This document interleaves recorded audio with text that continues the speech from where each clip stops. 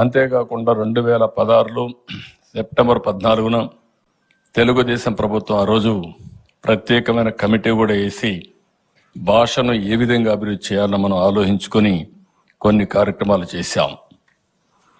అయితే దురదృష్టం ఇటీవల కాలంలో 5 సంవత్సరాలు ఒక ప్రభుత్వం వచ్చింది. ఏ ప్రభుత్వం అని చెప్పను.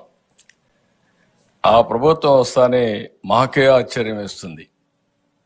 కొత్తగా వాళ్ళకే ఇంగ్లీషు తెలిసినట్టు, మనకెవరికీ తెలియనట్టు, కాబట్టి ఇంగ్లీష్ నేర్చుకుంటేనే జీవితం ఉన్నట్టు మాట్లాడే పరిస్థితికి వస్తే నాకు చాలా ఆశ్చర్యం వేసింది.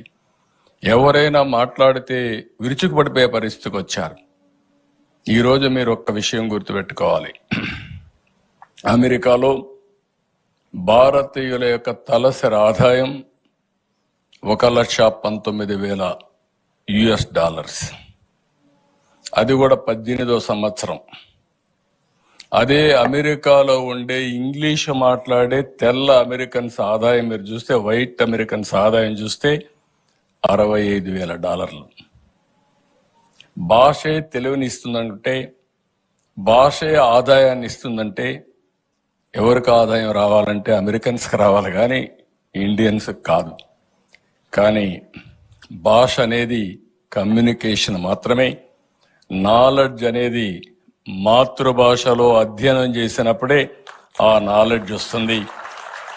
ఈ విషయాన్ని మర్చిపోయి 1వ తారీఖు నుంచి ఇంగ్లీష్ పెడతామని మాట్లాడుతూ, ఇంటికి వస్తే కూడా మనం కూడా ఒకప్పుడు సుమతి శతకం, వేమన శతకాలు చదివి నీతిని నేర్చుకునేవాళ్ళం. ఇప్పుడంతా ఇంగ్లీష్ పోయమ్స్ అయిపోయినాయి. అది కూడా ఒకసారి బాధేస్తుంది. ఏది ఏమైనా మన భాషను కాపాడుకోవాలని ఎంతో మంది ప్రయత్నం చేస్తున్నారు. నేను, పవన్ కళ్యాణ్ గారు, ఇక్కడే నాయకులందరూ హామీ ఇస్తున్నాం, భాషను కాపాడతాం. దీంట్లో అనుమానమే అక్కర్లేదు. అదే సమయంలో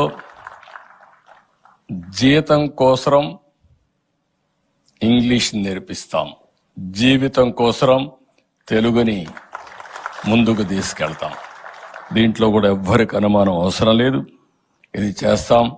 ఈరోజు మీరు చూస్తే తెలుగులో మాట్లాడే మనం ఇన్ఫర్మేషన్ టెక్నాలజీలో, ఆర్టిఫిషియల్ ఇంటెలిజెన్స్లో ముందున్నామంటే అది తెలుగువాడి మేధో శక్తికి తార్కాణం అని చెప్పి కూడా నేను మీకు తెలియజేస్తున్నా. అందుకనే ఈరోజు మనందరం కూడా ఒక సంకల్పం చేసి ముందుకు పోవాల్సిన అవసరం ఉంది. అదే సంకల్పం 2047కి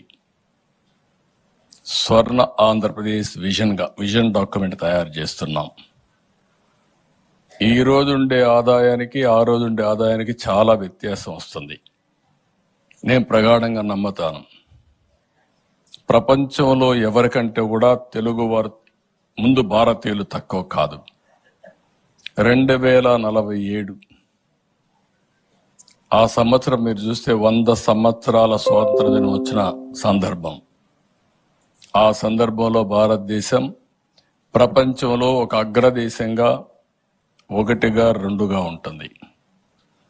అందులో భారతదేశంలో ఆంధ్రప్రదేశ్ రాష్ట్రం నెంబర్ 1 రాష్ట్రంగా తయారు చేయాలనే ధ్యేయంతో,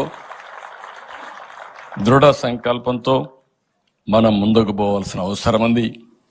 ఇది నాలెడ్జ్ ఎకానమీలో ఇవన్నీ సాధ్యమని చెప్పి కూడా నేను మీకు తెలియజేస్తున్నా. అందుకని పేదరిక నిర్మూలన, ఆర్థిక అసమానత తగ్గించడం, ఇవన్నీ మనం చేసుకోవాల్సిన అవసరం ఉంది. అదే సమయంలో నేను తెలుగువాడిని, నాది ఆంధ్రప్రదేశ్ అని గర్వంగా చెప్పే రోజు వస్తుంది.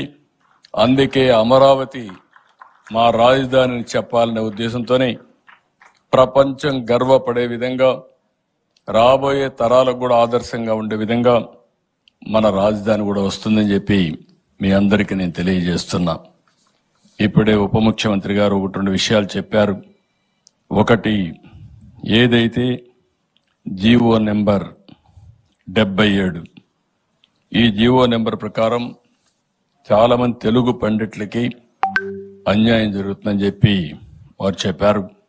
వారి దృష్టికి వచ్చింది. ఇక్కడ చూస్తే లాంగ్వేజ్ పండిట్స్ ఎవరైతే ఉన్నారో వారందరికీ ఈ జీవో వల్ల స్కూల్ అసిస్టెంట్స్ ప్రమోషన్లో కొన్ని ఇబ్బందులు వస్తాయని చెప్పారు. తప్పకుండా అధ్యయనం చేస్తాం. ఎలాంటి ఇబ్బందులు లేకుండా చేసే బాధ్యత ఈ ప్రభుత్వం తీసుకుంటుందని చెప్పి కూడా నేను మీకు తెలియజేస్తున్నా. అదే మాదిరిగా సూర్య రాయాంధ్ర నిఘంటువు 7 వాల్యూమ్స్ రాశారు.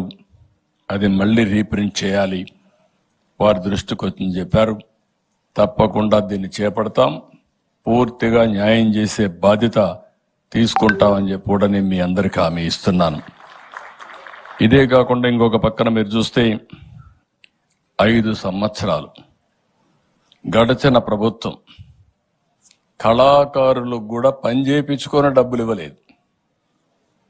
ఏవైతే మంచి ఫంక్షన్స్ పెడితే ఇప్పుడు కూడా కళాకారులు వస్తే వారికి కావలసిన ఆన్రోరం ఇవ్వకుండా ఇబ్బందులు పెట్టారు.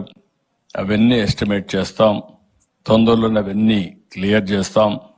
ఇంకొక పక్కన Indian council of cultural relations ICCR ఏవైతే మన ఆర్టిస్టులు వేరే ప్రాంతాలకు పోవడానికి, వేరే దేశాలకు పోవడానికి, మన యొక్క కళల్ని అక్కడ ప్రదర్శించడానికి, వాళ్ళు ఇక్కడికి రావడానికి ఈ కేంద్రం పనిచేస్తుంది. అందుకే ఆంధ్రప్రదేశ్లో కూడా ఒక MOU చేసి మన కళాకారుల్ని ప్రపంచం మొత్తం పంపించే విధంగా, ప్రపంచంలో ఉండే కళాకారులు ఇక్కడికి వచ్చే విధంగా అధ్యయనం చేయడం కోసం ఒక MOU చేసుకుంటా, అవగాహన చేసుకుంటాం. దీన్ని కూడా ప్రోత్సహిస్తామని చెప్పి కూడా నేను మీకు తెలియజేస్తున్నా.